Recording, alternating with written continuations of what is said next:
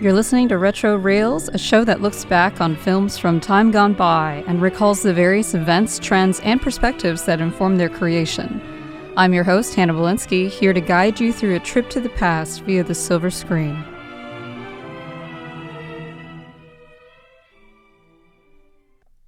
Since I finished out Pride Month on Taiwanese director Ang Lee's Brokeback Mountain, I figure now's as good a time as any to watch a couple more of his movies. In particular, I wanted to watch his 1994 flick Eat, Drink, Man, Woman, the only movie he shot entirely in Taiwan and the last and arguably best offering of what's known as his Father Knows Best unofficial trilogy of films, all of which deal in some way with the push and pull between traditional Confucian values, generational conflicts, and modern desires. Lee made these movies after spending 6 years homemaking, while his wife Jane Lin served as the family's primary breadwinner. The first two, Pushing Hands, made in 1991, and The Wedding Banquet, made in 1993, were financed by major Taiwanese film producer Xu Ligong, whose other credits include Tsai Ming-liang's Vive l'Amour and Rebels of the Neon God, both of which I covered previously on the program. Lee's screenplays came to his attention through a competition sponsored by Taiwan's Government Information Office, a now-defunct agency of the cabinet responsible for promoting government policies and regulating domestic media. Pushing Hands is a story about a Chinese immigrant and Tai Chi master living in New York City with his son, and the difficulty he encounters finding a place for himself in a new country and within his own family. The story was personal to Lee, who had a troubled relationship with his own father, having failed to meet his expectations to pursue academia and instead moved to the United States to learn how to make movies. It was quite successful in Taiwan and secured Lee a shot at making another movie right away. That movie was The Wedding Banquet, which is also set in New York and follows a Taiwanese immigrant who is gay and in a relationship with an American guy, but has yet to come out to his parents and is under pressure from them to find a wife and make some grandkids. He enters into a sham marriage with a Chinese artist who needs a green card. A comedy of errors ensues once his family comes over to visit the couple and ends with the three of them in a rather unusual arrangement. For this one, Lee was nominated for Best Foreign Language Film at both the Golden Globe and the Academy Awards. As for Eat, Drink, Man, Woman, this one is unique for being his only film shot entirely in Taiwan and stars my favorite lady, Yang Gui-mei, in addition to Jacqueline Wu and also Wang Yuwen, who I first saw in Rebels of the Neon God. All three movies feature the actor Lang Xiong in the father roles.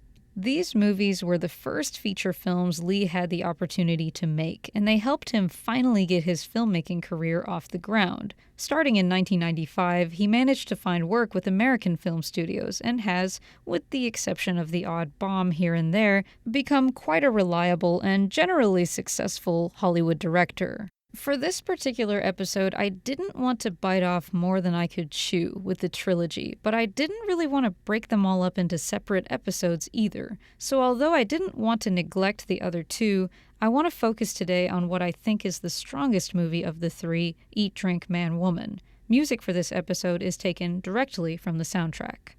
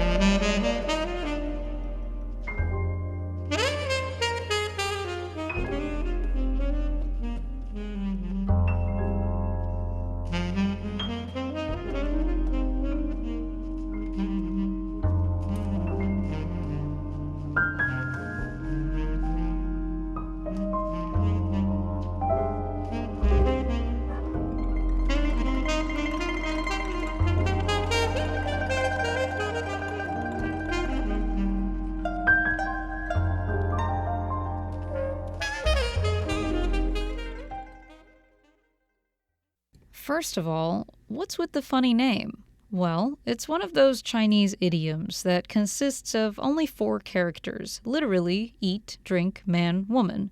But because of the information density inherent to the Chinese language, it contains a lot more meaning than those 4 words in English could. It comes from Confucius' Book of Rites, which lays out proper conduct and social norms per his teachings, and makes a statement about instinctual human desires. To eat and to drink is as natural and essential as man is to woman.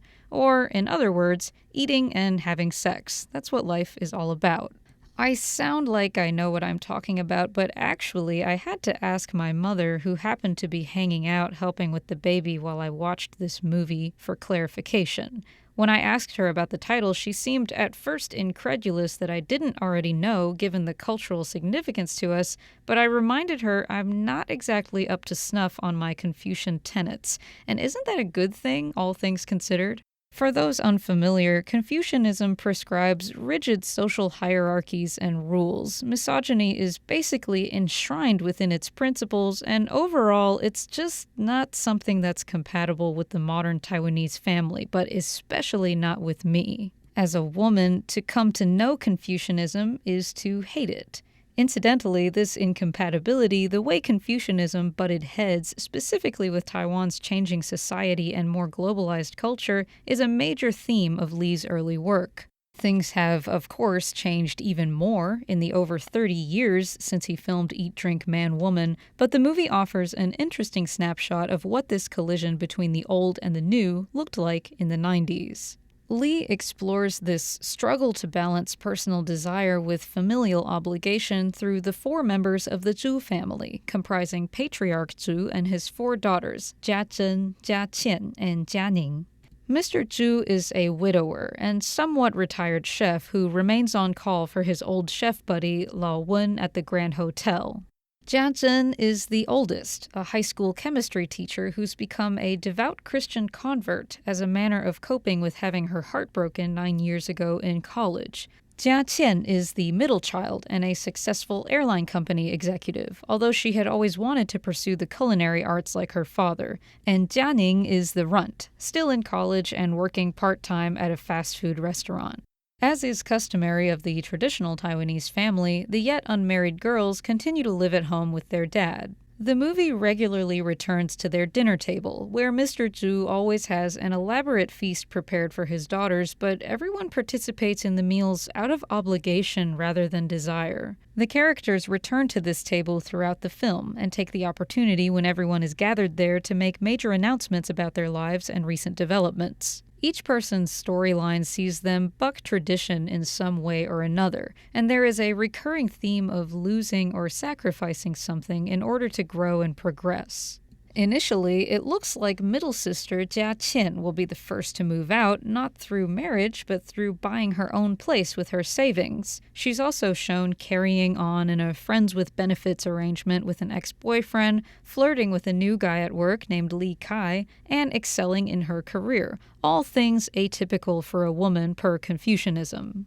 Her relationship with her father is clearly fraught, in large part because, despite her natural talent in the kitchen, he never let her consider following him in his footsteps as a chef. Jia Qian's plans to move out fall through, however, when the company that sold her the apartment goes bankrupt and runs off with her money.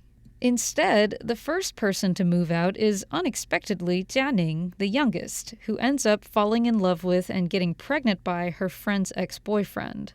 In the meantime, Jia has been nursing a crush on the high school volleyball coach. Her students leave love letters, ostensibly from the coach, on her desk. She is cruelly misled, but as it turns out, the coach returns her feelings after all, and they elope. And just like that, Jia moves out of the house too.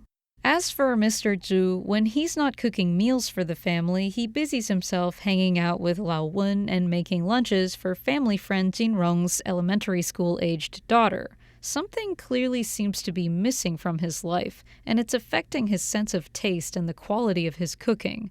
After Lao Wen unexpectedly drops dead from a heart attack, Jia Qian spots Mr. Zhu at the cardiovascular ward of the hospital and presumes her father must be hiding some illness. But it turns out what Mr. Zhu was really doing was obtaining a clean bill of health so that he could marry the much younger Jin Rong. He sells the family home, Jia Qian accepts a position abroad in Amsterdam, and despite, or perhaps precisely because of how unconventionally they got there, everyone happily starts fresh in the next chapter of their lives.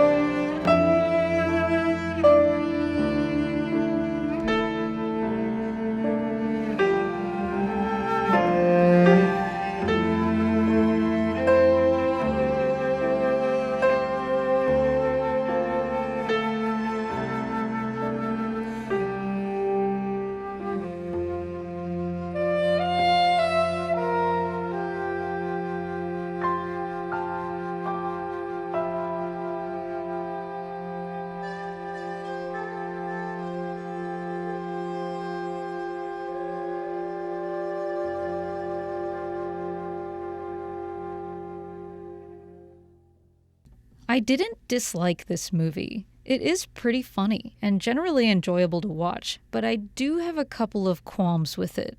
Generally speaking, it plays out a bit like if you condensed a soap opera series into a 2-hour movie. Come to think of it, I might have liked it better had it been a television series instead, because that would have given the middle and youngest sister's stories a chance to flesh out. The youngest sister stealing her friend's ex and having his baby feels cheap and abrupt, but I think in the interests of time, that's probably about all that could be done with her. Technically, you spend the most time following Jia Qin, the middle sister, as she pursues a path toward independence that doesn't involve marriage and finds it leads to a better relationship with her father and with her family more generally, but it doesn't really go deep enough for my liking. What ends up being most interesting about Jia Qin's storyline is how it incidentally overlaps with the eldest sisters. As she deepens her involvement with the hotshot negotiator recently hired by her company, Li Kai, she puts 2 and 2 together based on the information he tells her about his academic background and realizes he was the guy Jia Zhen said broke her heart and has never gotten over. But when Jia Qin confronts him about it, she discovers that Jia Zhen and Li Kai never actually dated. He dated her best friend in college, but not her. I might be a little bit biased because she's played by Yang Gui-mei and I always enjoy watching her, but even without the benefit of a good actress, Jia Zhen is by far the most compelling character. She has the most layers to her, a tortured, prudish exterior that gives way to show she's actually full of desire and aggression. And that bit about how she never even dated the guy she's pined for all these years makes her that much more mysterious and interesting. The whole movie could have just been about her, and I would have been content. Unfortunately, there is the extremely weird matter of Mr. Zhu. Throughout the movie, his diminishing sense of taste plays as a metaphor for the loss of his zest for life, which disappears completely following the death of his friend. Well, for some ungodly reason, Li has the long-widowed Mr. Zhu essentially start over, presumably at the age of at least 60, by marrying a woman who was implied to be like another daughter to him and who's gotta be half his age, and knocking her up. Ew. I guess I should have known that a movie about food and sex was going to see every character renew their sex life in some way, but I did not expect, nor did I want to see that. Ah well. I get the point, and I appreciate Li's attempt to subvert traditional expectations. Let's just say the ending leaves kind of a bad taste in my mouth.